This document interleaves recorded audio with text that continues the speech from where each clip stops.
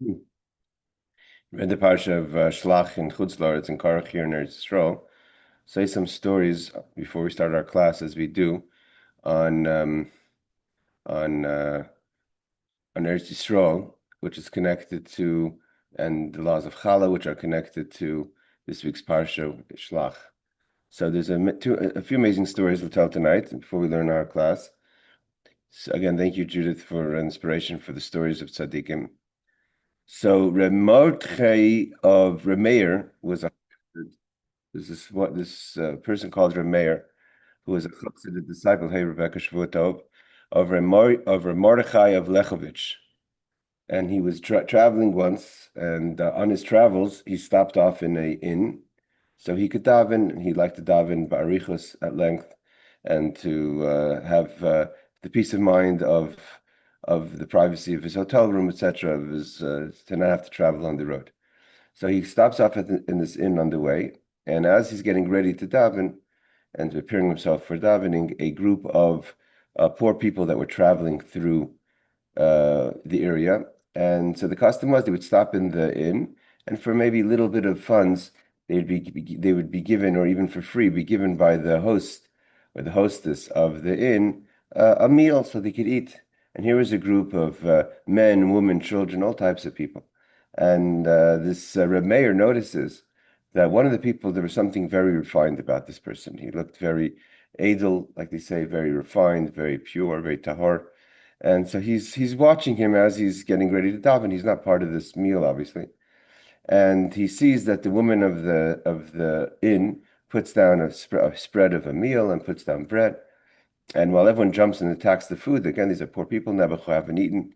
He sees this older person is first taking his time. He goes to the washing basin. He goes to check the vessel, the shissel, the kvart, to wash his hands for Netilas Yadayim, to make sure it was according to halacha. There was no holes in it, as we learn in the halachos of washing hands, that the cup is kosher for washing the hands. And then he's about to wash his hands. He picks up a piece of bread that he's going to make the hamotzi on, and Remeir sees, he puts the piece of bread back down. And then he takes another piece of bread from like an older loaf or something. He washes his hands and he eats, and then after they eat and they leave, they continue on their travels. So they don't stay in the hotel, but they get a meal. And this Remeir is really wondering about this person, and his obviously he's some sort of special Jew. And what was this idea with the bread? So as he was davening, he couldn't stop thinking about it. Finally, after the davening, he goes over to the hostess of the inn and he asks her, by any chance, did you make sure to give challah, which we learned about in this week's parsha, of the bread that you presented to the poor people in the meal before? And she slaps her hand against the forehead. She says, "Oi, I forgot. I can't believe it. You remind me, and I forgot to give challah." So now this Rameir realized that this person was actually a very holy spiritual person, not just a refined person, but also a person that had the vision to know that the bread was not after challah. So he jumps on his horse and buggy, and he runs after this group to find this special person. He reaches the group of the poor people, and he says, "Where's that elderly fellow that was traveling with you?" And they said, "Oh, why would you ask about him? He's so strange. He joined us a few weeks ago. He travels with us. He just his behavior is strange. He just walks off to the forest and stands there for hours. And we even caught him breaking the ice, and he jumps in to take an ice bath, an ice plunge, and not realizing, of course, that's a mikvah." And he's a strange person. Why would you ask? Where is he? He asked, "Where is he?" He said, "I think he's in the forest now." So he goes to the forest, and without even asking anything, he just walks over to this obviously holy person, and he says, "Rebbe, bless me." Doesn't ask him who he is, just, "Rebbe, bless me." So the elderly person says, "Give me a copper coin," which is customary to give a tzaddik a pidyon before you get a blessing. So he gives him a copper coin and he blesses him. Later, he goes back to his rabbi, Ramar Lechovich, and he tells him the story. And he says, "Oh, Rameir, you're so worthy. That person was none other than the holy, hidden tzaddik and the student of the Baal Shem Tov, Reb Lev Saros. Reb Lev Saros, we talked about before, the very holy a hidden tzaddik that was known in the times of the Baal Shem Tov and a little afterwards, that would travel with people around, with Jewish people, helping them in Parnassa. The Lubavitcher Rebbe said once that it's very possible that Reb Leib Saros was actually none other than the Shpalei Zayda.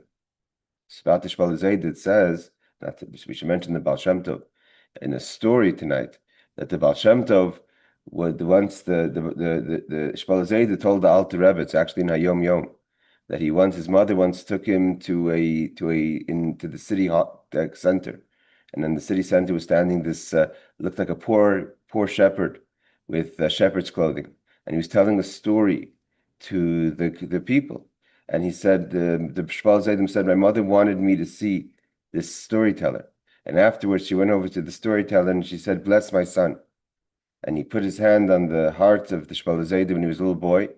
And the Shpal Zaydi said, ever since then, my heart was on fire. And this was the person, obviously, was none other than the Baal Shem Tov. So the Baal Shem Tov, so he became, Reb Leib Saros became a hidden tzaddik. They say also that the Alter Rebbe the Alter Rebbe wrote a book called Sefer Shel Tzaddikim, the Book of the Righteous, which was never published. And this book of the Tzaddikim was burnt down with other fires that were burnt in by the Sfarim of the Alter Rebbe. And the Lubavitcher Rebbe, the Frierdiker Rebbe said that when the Sefer Tzaddikim was burnt, the soul of the Shpalei Zayda went up to Shemayim. Now back to our story, this Reb Meir is again traveling, and he gets lost in the forest. And he gets lost in the forest, he sees a house, a large house. He knocks on the door, and there's a woman preparing food. And he asks if he could stay there for the night. And she says, sure. And all of a sudden, towards the evening, late at night, her husband comes with a group of men, and he realizes that he actually walked in on a house of bandits, not just bandits, but of people that were going to they were going to murder him, and they were even hiding it. He couldn't do anything. They locked all the doors and the windows, and they said Shavua Tov, Jonathan and Julie, they said they're going to kill him after the meal. So he starts davening. He has no way out. All of a sudden, there's a pounding on the window. Open up, open up. And the bandits become all frightened. And there was a group of Russian travelers who broke down the door because it was very cold. And they were a large group of people. And when they saw that they were about to kill this Reb Meir, who was now all tied up, they saved him, and they arrested, citizens arrest of all of these bandits. And later they told Reb Meir, and they said, you should know, it's so strange. We never get lost. We know these roads very well. We got lost on the road. We don't understand how. Later, Reb Meir goes back to his Rebbe, Reb Mordechai. And Mordechai said, it was the copper coin that you gave Reb Leib Saras, which is why you were saved from this horrible death that you were going to, unfortunately, possibly experience. I just want to say one more story about get ready before we learn our halacha class. So again, Reb Leib Saras is like the Baal Shem Tov, the hidden tzaddik in the time of Baal Shem Tov. But the Rebbe says it's possible was the Shpalei Zayda. Another story is of a tzaddik, the author of the Basayin, famous tzaddik Avram Dov of Arvich. So he was a Rebbe for many years in Europe. And when he was a Rebbe in his city in Europe, he was in Arvich. He was once approached by a meshulach, a person that was sent from this holy city of Tzfas, which was customary to collect money from the Jewish communities in the diaspora. And this meshulach from Tzfas, who was a holy rabbi on his own, was telling the Rebbe of Avram Dov of the Basayin of how great and beautiful Eretz Yisrael is. Right? This is the parsha of Shlach, of the spies on Eretz Yisrael, and how beautiful Eretz Yisrael is. And he says the fruits are amazing, and the view is amazing, and the air is amazing, and the water just tastes amazing. He's just going on about the greatness and the most beautiful and special of Eretz Yisrael. And he said that you should know that even the stones in Eretz Yisrael are like pearls. And he so inspired this Rabbi Avram, the Basayin, to go and travel to Eretz Yisrael. So he told his community, that's it, I'm leaving, I'm going to Eretz Yisrael. And he goes to the city of Tzfas. And he comes to Tzfas, and eventually he meets up again with this Meshulach. So the Meshulach says to him, Well, no, Rabbi, what do you think about the Eretz Yisrael? So he goes, you didn't exaggerate. The fruit is amazing, the air is amazing, the water is amazing, the view, everything. The only thing I could say you exaggerated a bit about was the stones are not exactly like pearls. So the Meshulach said to him, "Oh, Rabbi, only one who's worthy can see that." So he felt very bad. So Rabbi Avram Dov, it says he locked himself up. The Basayan locked himself up. We call him the Basayan because he offered the famous sefer, the Basayan. His name is Rabbi Avram Dov. He had locked himself up in a room for a year, didn't communicate with anyone until he was able to elevate himself. And when he came out, he said, the person's right. The stones are like pearls. So this is a story about Eretz Yisrael and how we're supposed to have chibas Eretz Yisrael.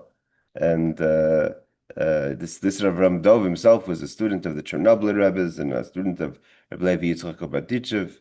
Later, his own student, Reb Shmuel Heller, became the chief rabbi of Tzfas for 50 years. So these are all special people, and these are all actually. I read that the Bas Ayin actually was instrumental with raising funds and organizing from Sir Moshe Montefiore to set up settlements in Eretz Yisrael. So actually, yeshivars, not just to live in Eretz Yisrael, but help settling the land.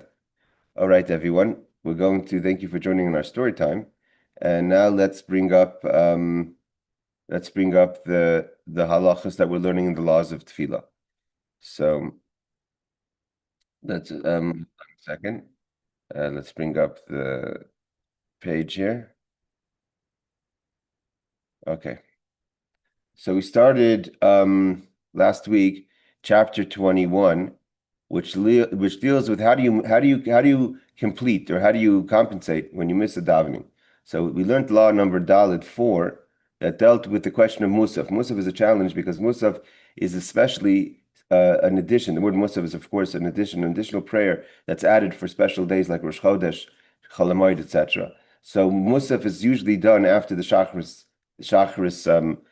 sacrifice. It means the morning prayer Shacharis is for corresponding to the Tamid in the morning sacrifice that we do every morning, the Tamid Shaboker and Shachar. The Musaf is for the special, if there's a special addition that's done after the Tamid.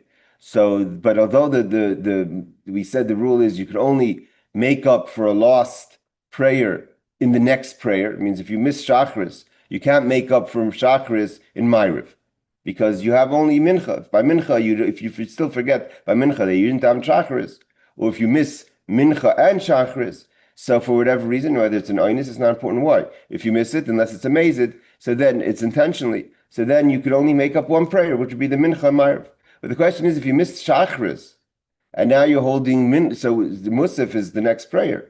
But it's not so simple because although Musaf should be done earlier in the day, but it can be done until the end of the time in Mincha. So therefore, it's so we're just going to go over quickly this law because we didn't do it properly last week. A day that has Musaf. Tomorrow is Rosh Chodesh, right? Monday is Rosh Chodesh. If you forget to daven in the morning prayer, you could even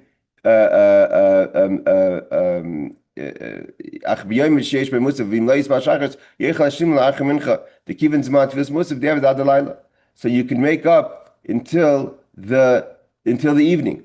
Kamay mincha, imkain. Lo yover shtei zmanik tefillas, you didn't pass two prayers.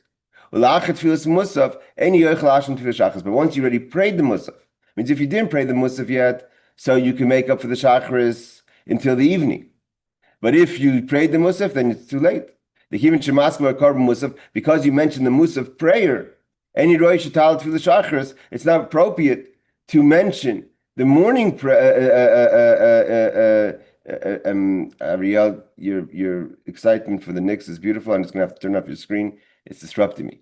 So he says that Kivan, because we mentioned Musaf, and Musaf has to be after the Tamid.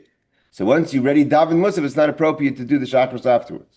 But if it didn't finish the time of Shacharis, means let's say that you have an early minyan, you do Shacharis Musaf, and you do Musaf, but it's still the time of Shacharis, then of course you could daven the Shacharis even though you did Mincha, you did Musaf. So if you didn't do Musaf, you could do Musaf until the end of Mincha, till the evening, till the end of Mincha time.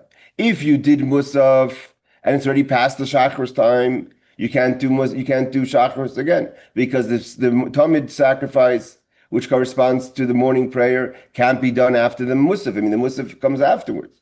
That's when we would do the sacrifice in the temple. First, you would do the Talmud Shel Shachar, and then you do the Musaf of Rosh Chodesh, let's say.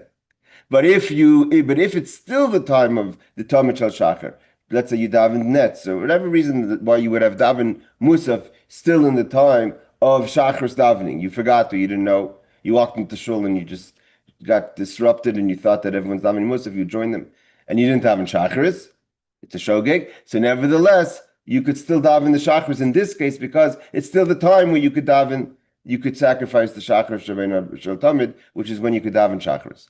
Okay, we did the footnotes on this. I just wanted to do over this law. Now let's go to law number 5.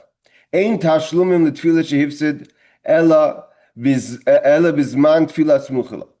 This is an important point. The point is, you can't just, if you miss Shachris, and it's mincha time, so you can't daven Shachris now, you can daven mincha.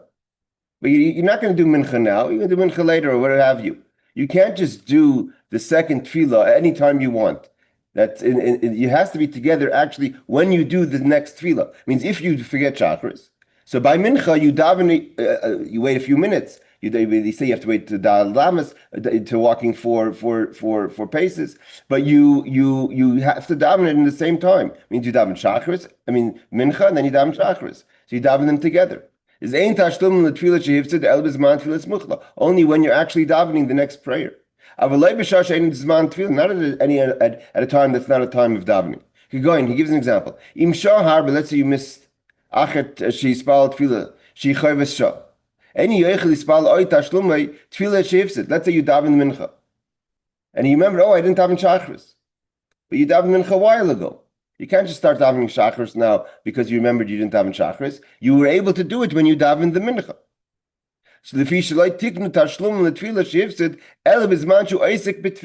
because the only time you could make up for a prayer is when you're actually davening, but not just out of the blue. Which is the obligation you have at that time. Shas given to Isaac b'tefillah because you're davening. Shechayv shah, which is you have to do it at that time.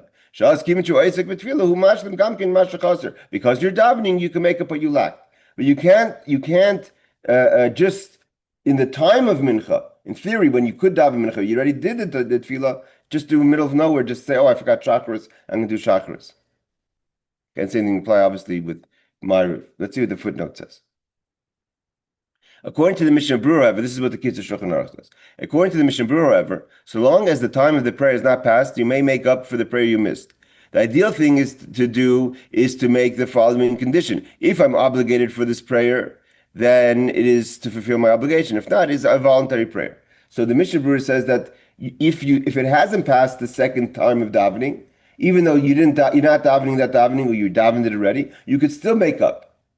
Why? Because he disagrees with the Kitzur Shulchan Aruch. It's not that it has to be, but he's saying that in case maybe the halacha is not like him, so therefore you make a condition to say that if I'm able to daven now, then I'm making up for what I missed. Let's say the morning prayer.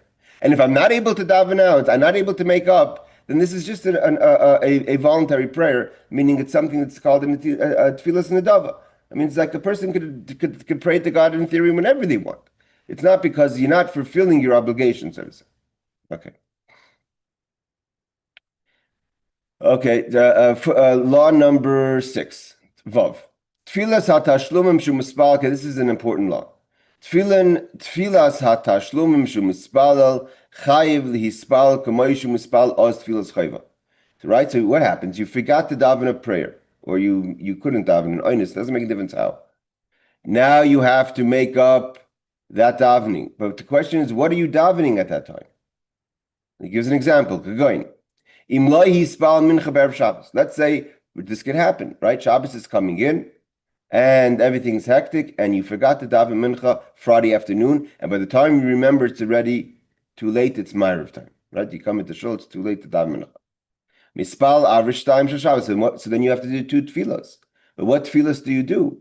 The one that you missed was a mincha of the week. Now you're davening Arvis of Shabbos. It's another Shemona Esrei. It's another tefillah. So the halacha is you do 2 prayers of Friday night davening of Ma'ariv. two Ma'ariv of Shabbos.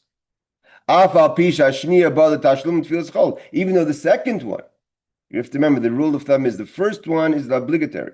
The second one is the one you're making up. So even though the second one is making up for a prayer of the week, and a prayer of the week is not the prayer of Shabbos, but now it's Shabbos. Mispal shel Shabbos, you pray the second prayer of Shabbos. Mispal shel Chol, and here he says the halach like this: if by mistake you didn't know the law, and you daven the first prayer Friday night of Shabbos, and now you remember that you didn't daven minchas, you want to do a second one, you daven the regular Shemona Esrei, which is the tefillah of the week. Chayzer mispal, you have to do a second tefillah. You have to make another one. That means a third time. The one for the Arvis of Shabbos has to be the one that makes up for mincha. B'chein be'erev Rosh Chodesh. Same thing would apply. Let's say today, God forbid, it's Sunday afternoon. You forget to daven mincha. If that happens, im lo yispal mincha, mispal aver shtam, so you do two marivs, which would be Sunday night. And then both of them you say the Yalav Yaveh.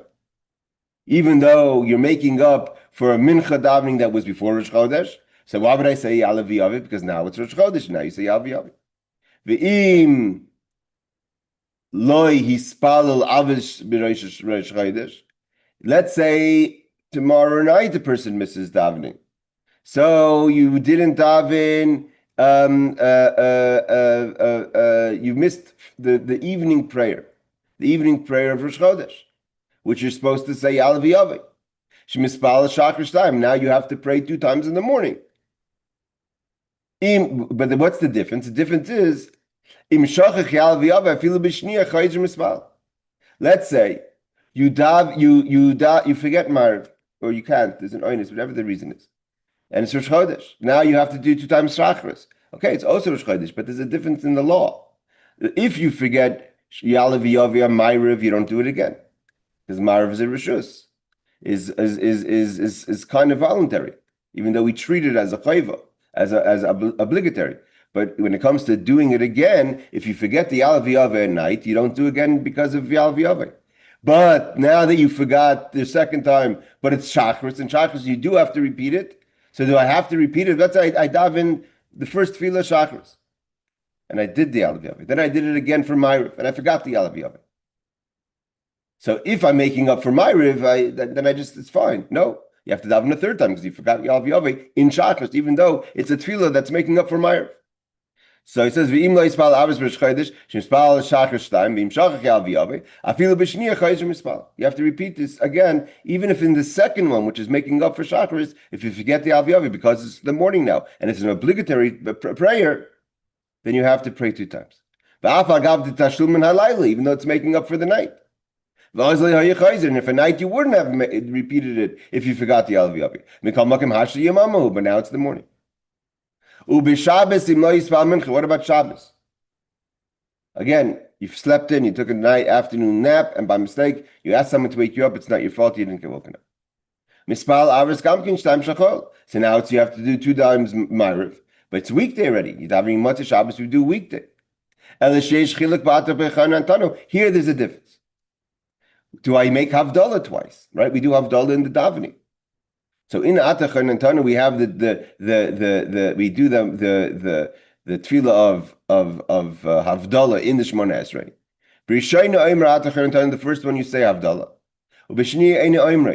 You don't say Havdalah in the second time. So we don't add like we add the Yalav Yaveh. We don't say twice Havdalah. But Tam said the reason is because the Atachar Nantanu is the Havdalah. We don't do it twice. We don't do Havdalah twice. And so too on the opposite. If you forget Ma'ariv Motzaei Shabbos, right? You fell asleep. It was late. Shabbos came out late, and you fell asleep, and you forgot to daven Ma'ariv. Mispal Shachar time, you have to do Shachar 2 times. Then you do say in the second, you do add Atachar Nantanu in the second prayer because you haven't yet made Havdalah in the davening. Because the person has to do Havdalah in the prayer. Okay, let's see the footnotes. There's a lot of footnotes here. Let's try to get through them before the end of the class. Footnote number 10. Yalav Yaveh, you say Yalav Yaveh,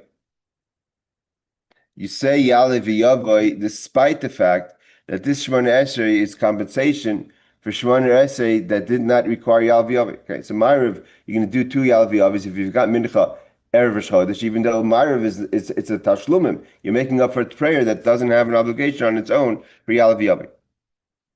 For the times when omitting Yalvi would not require repetition, which would be, for instance, Ma'ariv. So even though Ma'ariv you wouldn't have to repeat it, but because you're doing the 2 times in Shabbos, you have to repeat it. To make up the makeup tefillah has to be also done with the Alvi, so you have to make up a 3rd time. Means again, if you daven Ma'ariv, if you forgot Ma'ariv and Rosh Chodesh, you daven 2 Shacharis, and you forget the Alvi in the 2nd tefillah, you say, well, I'm making up for Ma'ariv, which I don't have an obligation. No, the law is you have to daven 3 times. Sorry, another time to make up for the Alvi you missed in the Tashlumin, in the addition that you're making up for the compensation prayer. Even though it's a compensation for a prayer that itself, you wouldn't have to repeat it. Okay, just to put it simple, besides Havdalah, we always look at what you're praying now, not what you missed.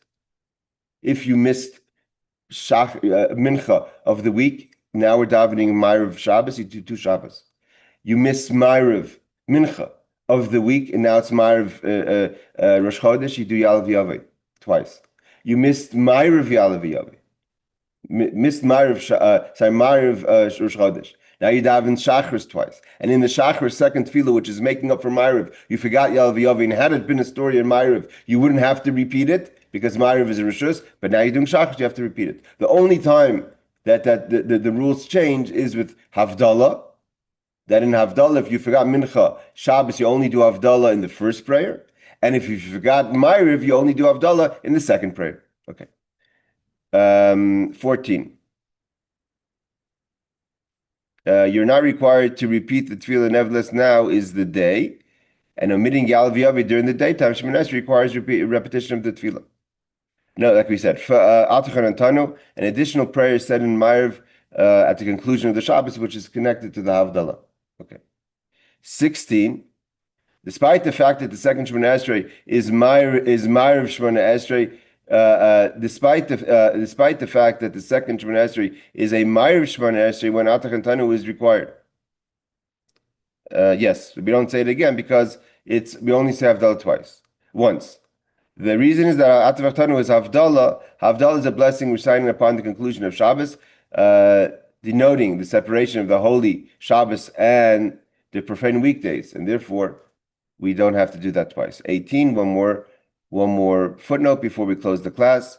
Unlike the special prayer added to Shemoneh Esrei on Shabbos, Rosh Chodesh, and Yom Tov, where each tefillah requires that special prayer, Havdalah signifies a distinction between Shabbos and the weekdays. Yom Tov and the weekdays need only be said once, according to the Magen Avraham. And when do we say it? Either we say it in the 1st tefillah if it's Ma'ariv, or the 2nd tefillah if it's Shachris, because that's the one that's making up for Ma'ariv. Okay, we're going to stop here. And we have a few more laws in this chapter that we'll finish next week. Are there any questions before we complete the class? All right. So Laila Tov, everyone, and Julie and Ariel, you work out your differences. Laila Tov.